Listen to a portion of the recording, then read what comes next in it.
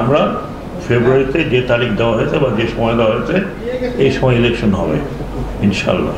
হ্যাঁ, ইলেকশন হবে হবে হবে এই জন্য যে আমাদের এই পলিটিক্যাল পার্টির একটা ডেমোক্রেটিক প্রসেস, একটা লিবারাল ডেমোক্রেসি, যেগুলোর জন্য আমরা আশা করি যে জন্য এতগুলো প্রাণ গেছে, আশা করি যে যারা আসবেন তারা একটা লিবারাল ডেমোক্রেটিক জবাবদিহিতামূলক সরকার গঠন করবেন এবং অতীতের সরকারের মতো হয়তো ভবিষ্যতে এই ধরনের কোনো সরকার হবে না, চেক অ্যান্ড ব্যালেন্সের বিষয়টি দেখবেন। কিন্তু আমাদের তরফ থেকে আমরা অত্যন্ত পরিষ্কার যে ফেব্রুয়ারিতে ইলেকশন কমিশনের তত্ত্বাবধানে ইলেকশনটা হবে, এখানে আমাদের কিছু করণীয় থাকবে না।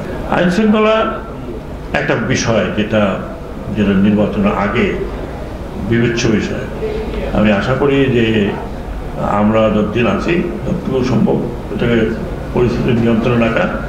আর দ্বিতীয়ত হচ্ছে যে আপনার ইলেকশনের সময় পুরোটাই তো ইলেকশন কমিশন যেভাবে বলবে, সেনাবাহিনী থেকে শুরু করে যত বাহিনী আছে সবই ওনারা প্রয়োগ হবে। আশা করি তারা একটা কন্ট্রোলে রাখতে পারবে।